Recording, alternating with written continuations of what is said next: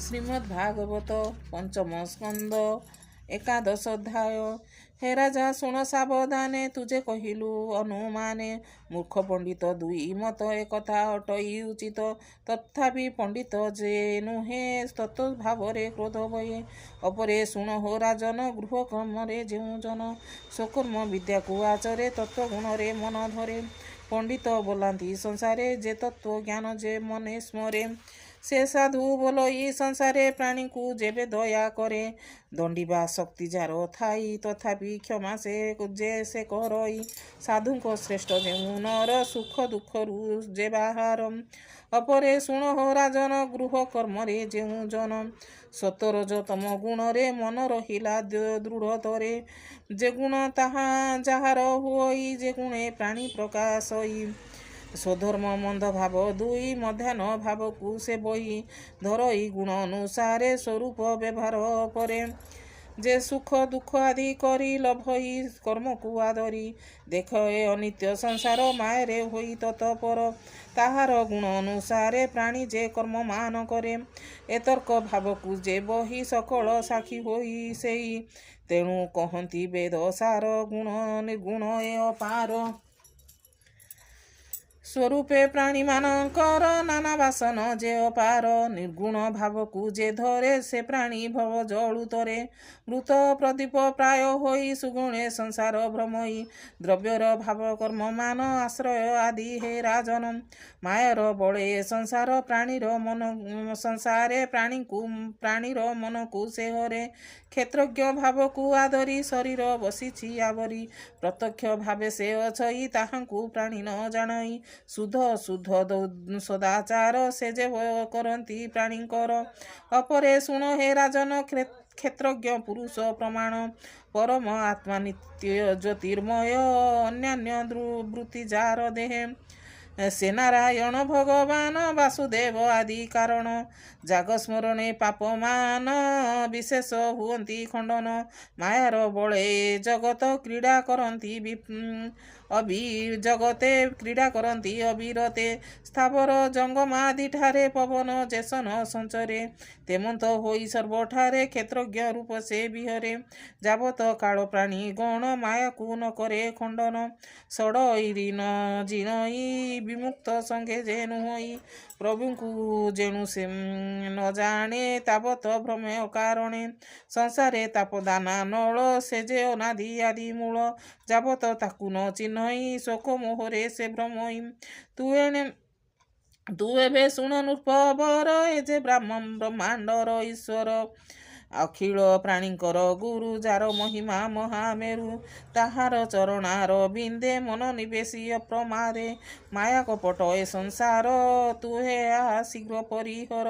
କହଇ ବିପ୍ର ଜଗନ୍ନାଥ, ହରିଚରିତ ଭାଗବତ।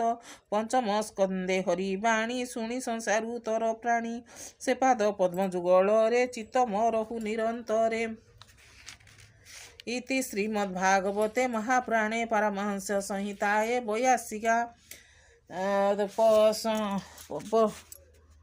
ବୈୟାସିକା ପଞ୍ଚମ ସ୍କନ୍ଧେ ରହୁରାଣ ସମ୍ଭାଷଣେ ନାମ ଏକଦଶ ଅଧ୍ୟାୟ। ଦ୍ୱାଦଶ ଅଧ୍ୟାୟ। ରାଜୋବାଚ।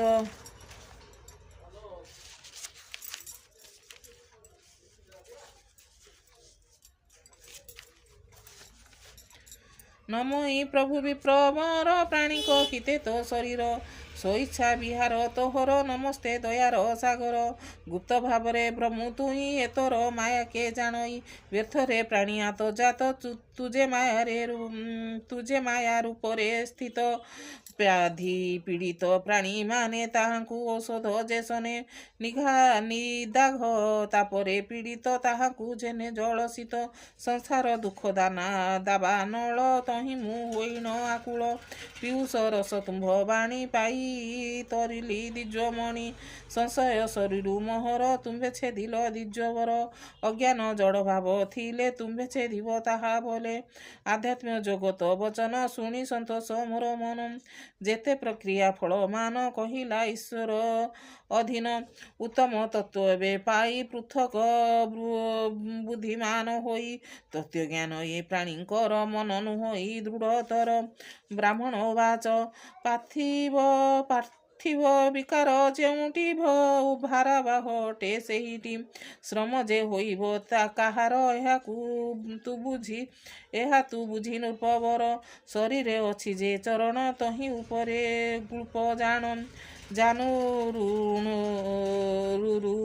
ଯେ ମଧ୍ୟ ଦେଶ ବକ୍ଷସ୍ଥଳ ଯେ ଗଳ ଦେଶ ସ୍କନ୍ଦକୁ ଘେନି କ୍ରମାନ୍ୱये ଅଛନ୍ତି ଯେ ଯାର ଇଚ୍ଛାଏ ସ୍କନ୍ଦ ଉପରେ କେହି ନାହିଁ କେବଳ ଶିବିକା ଅଛଇ ତହିଁରେ ଅବୟବୀ ନାହିଁ ସୌରଭୀ ରାଜା ବସି ଛଇଁ ସେପଟେ ପାର୍ଥିବ ବିକାର ଏହା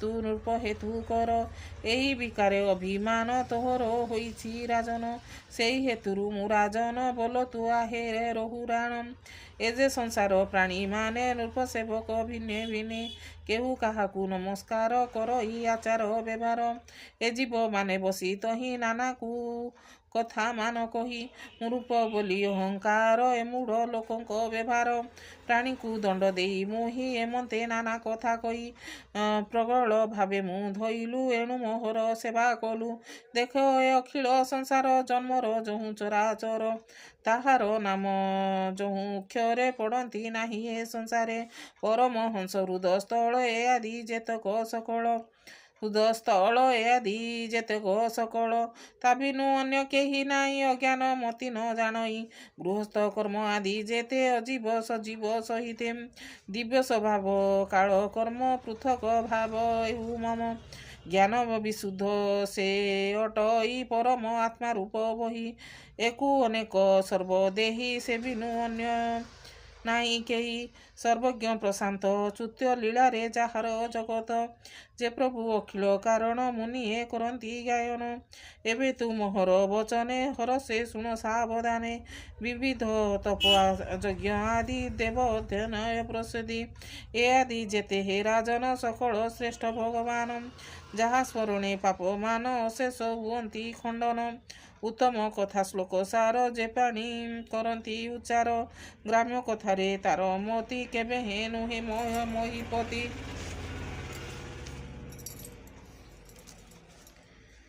ଯେବେ ରିସଳ ଭାବେ ମନ ପ୍ରଭୁରେ କରଇ ଅର୍ପଣ ତାହାଙ୍କୁ ପ୍ରଭୁ ଭାବଗ୍ରାହୀ ସତ୍ୟ ପ୍ରଧାନେ ମନ ଦେଇ ଏବେ ହୋ ଶୁଣ ନୃପମଣି ଆତ୍ମାର ପୂର୍ବ ଜନ୍ମ ବାଣୀ ଭରତ ନାମେ ରାଜା ମୁହିଁ ବ୍ରାହ୍ମଣ ବଂଶେ ଜାତ ହୋଇ ସର୍ବସମ୍ପଦ ଦୂର କରି ନିଶ୍ଚଳେ ପ୍ରଭୁଙ୍କୁ ଭଜିଲି ପୂର୍ବେ ମୋର କର୍ମ